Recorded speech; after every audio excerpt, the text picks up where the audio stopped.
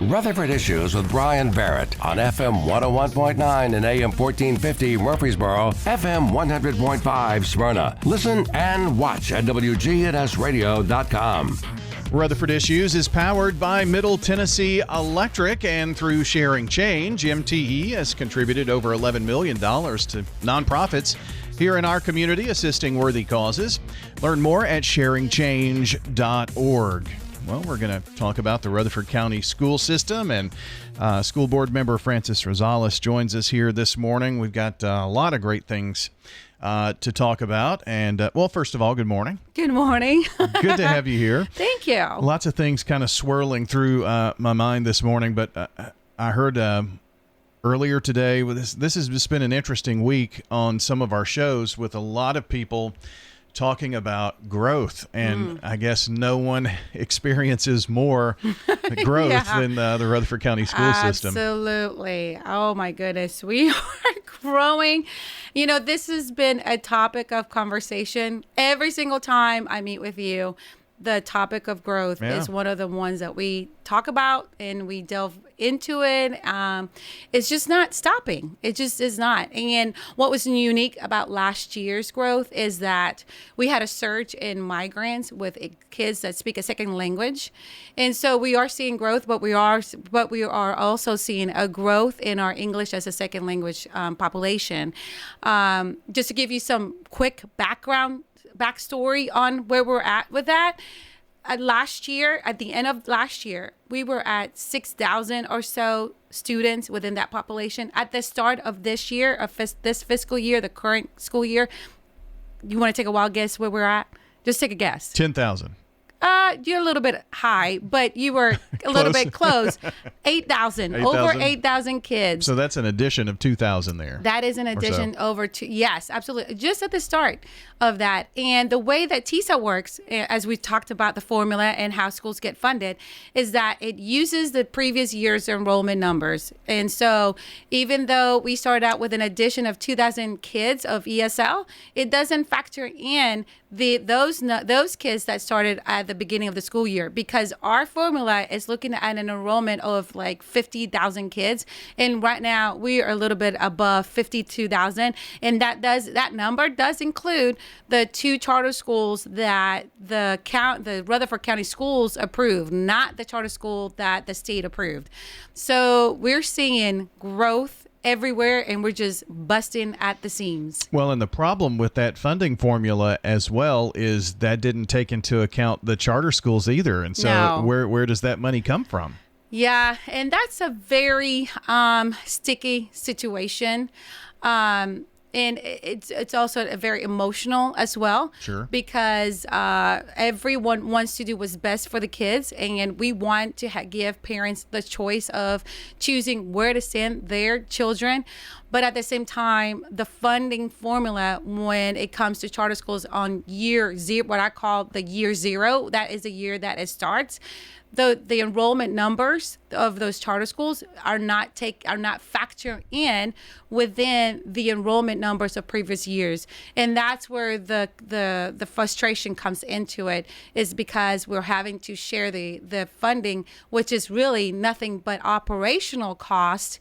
And be divided amongst the other schools. I think for a lot of us, we want to give parents choice. I am one that wants to give parents choice. I believe that parents should make a decision of where to send their child to school because they know best. However, we do have a lot of work when it comes to the funding side and how to even things out and make it a little bit of an even playing field. I did hear the governor 2 weeks ago say that in his budget that's coming up for the state legislation, if it passes, I don't know if it's going to pass or not because it has to go through the legislation and have to agree upon it, but they're going to be focusing on adding funding for charter schools. What that looks like, I do not know. I'm not really sure what the details are, but they are, in my impression, they probably don't know at this point, right? You know, I mean, this early. They may not, but that is something that's going to be brought before the legislatures. So that's all the information I have that I can provide. Something will have to be done on the state level, though, for that funding formula to change, right? Absolutely, yes, because when it comes to state-approved charter schools, is very different than when it is a charter school that the school board approves. The relationship between those two entities is totally different. When you approve a charter school that is from the school side, like this is the school board is the authorizer. That means we're going to be the governing body over that charter school. So we have a little bit more of say-so in providing more feedback of what, even into the enrollment numbers. How many numbers are we willing to say approve or not approve? And we can look into our funding to determine that. But when there comes to a state-approved charter school, the authorizer is not necessarily always going to be the school board, the LEA, because the state, if a charter school gets approved by state, the charter school has an option to be authorized either by the state or by the school board. And if they choose the state, then the LEA is completely out of the feed of that whole thing, the relationship about how many can we approve to enroll, and even provide opinions, feedback, all that whole 9 yards. But still, the money has to flow through the county. Absolutely. So it's kind of unfair to not be able, because if the state for some reason said 10 new charter schools, well, then where does that money come from for that first year? So, I mean, that's an issue, isn't it? Exactly. Yeah. It is. It just puts a little bit of constraint when it comes to the funding aspect of it. Maybe the state could fund them if they approve them. Yeah, maybe that's a way. Yes, and I have been in conversations with the right key players up in the state in making that awareness of how can we make this an even playing field for everyone involved to meet the demands of the parents that want to give parents choice and not to take that away from them, but also providing the schools with the needing funding that they need and the resources so that their operational costs are not taking a hit over having to carve out that funding. And and to that argument, some people will come back and say, well, it's a little bit of a pinch the first year, but this following year, you're going to recoup all that money back. Well, I will agree that's true. But then you spend for that current year, right? Exactly. But at the same time, we're not taking into account the growth that the county is still happening. So like I just mentioned to you, we started this year with, just the ESL population, over 8,000 kids. Mm-hmm. Well, that's funding that was not accounted for within the previous year's budget.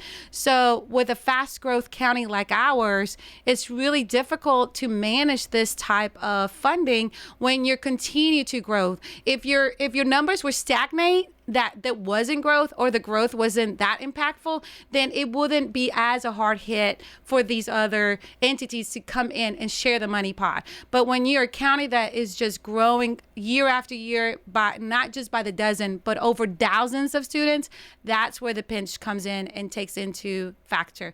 And so it's a matter of educating folks and constituents out there to understand this piece of the funding, and also to provide feedback to our state legislatures and the right key players into helping us solve these complicated issues and trying to make everyone happy and still give parents what they want, which is parental choice.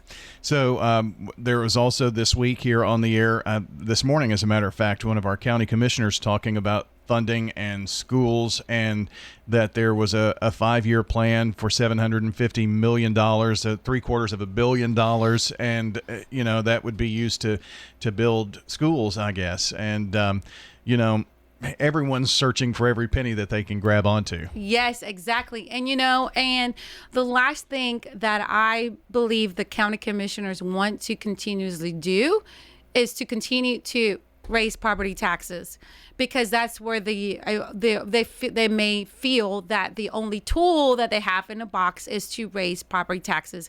I don't want my property taxes raised. Do you want your property taxes? Exactly. No one wants their property taxes. A lot of people are moving here because the cost of living is relatively low. When you compare our property taxes to other surrounding counties, I will name them, Davidson County, even Williamson County, we're fairly low.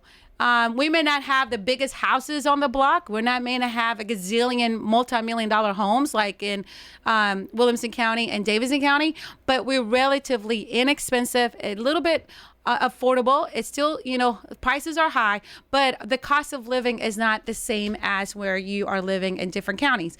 So with all that being said, I have been trying for the past 2.5 years, figuring out creative ways of how do we generate revenue that we can use towards these that can be applied towards educational needs. And 2 weeks ago, I believe, that I proposed a proposal on the agenda for us to start incorporating a foundation.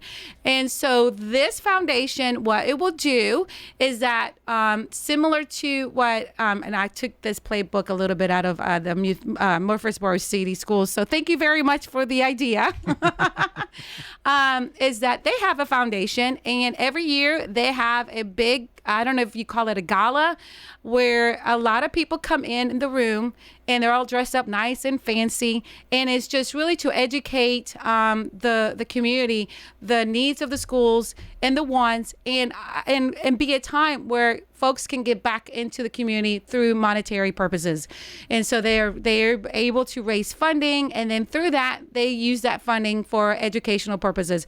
So we're going to be replicating this, something similar to that, and creating a foundation where it becomes a stream of revenue for us to add money to and apply and use that money to be applied towards these educational needs. It could be just as simple as money that can go towards buying a piece of land, or it can even go towards paying a portion of the construction costs of a new school.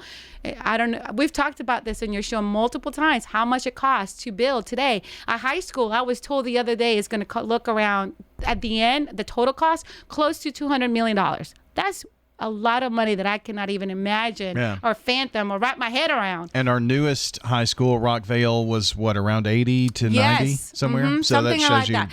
Well, that cost is equivalent now to a middle school or elementary school. Wow. So inflation has gone up through the roof, that now when you build a high school, it is double the amount of money than it was when Rockvale started. And that was what, in 2019, right. 18? It opened around, in 19. Exactly. So, I mean, that's how much inflation has gone through the roof in a matter of what? Not even 6 years, 7 years? Right. So, I mean, crazy. The City Schools Foundation, you mentioned that they have, the night where they, celebrate someone in education and just have, and that's one of their signature fundraisers. And they've done, like a trivia night once. They're doing a pickleball tournament this year as other ways to raise money.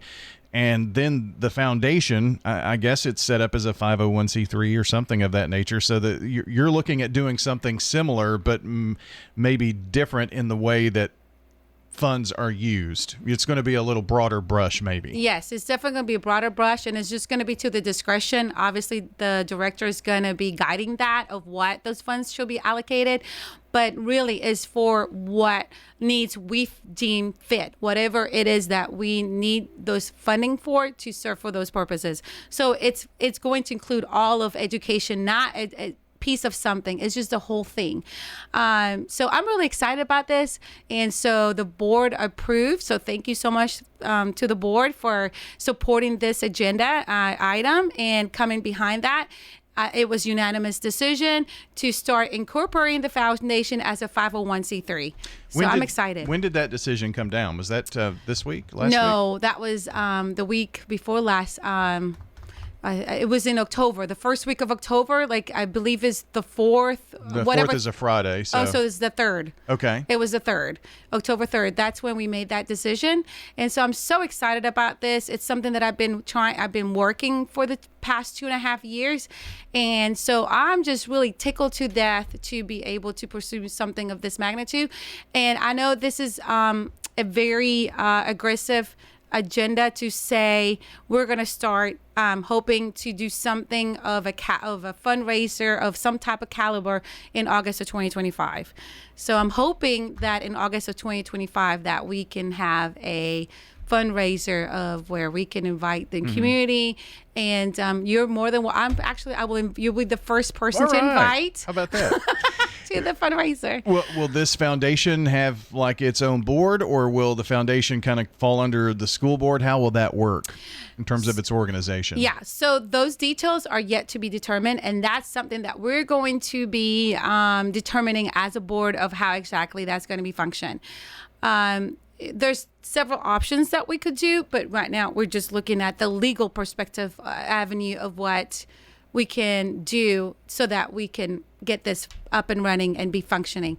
So there's a lot that goes into setting up a nonprofit and things of that nature. So so those things are to be determined. But honestly, the biggest challenge is just to start the process, because the process itself is pretty lengthy. The paperwork is pretty lengthy. Have you ever tried to incorporate a 501c3? No, but I can imagine. Oh, it's a lot, because from experience in working with nonprofits, it takes a while to get this paperwork all sorted through and get the legal aspect of stuff, and it's just a lot of work. And so if you're wanting to implement something in 2025, then you've got to start today. So I'm just really excited that we are starting and getting the ball moving. So the Rutherford County Schools Foundation, that's got a good ring to it, huh? It does. That's exactly the name of it. Wow, how about that? So, well, Frances, thanks for coming in today. It's always fun to catch up with you, and anything we can do to help promote the school board, schools, the foundation, let us know, okay? Absolutely, and thank you so much for giving us a time to speak about Rutherford County Schools. Absolutely. Joining us today here on Rutherford Issues, Rutherford County School Board Member Frances Rosales, and if you missed part of the conversation, it will be up shortly at WGNSradio.com. Just look under podcasts, then look for Rutherford Issues, or check us out on YouTube.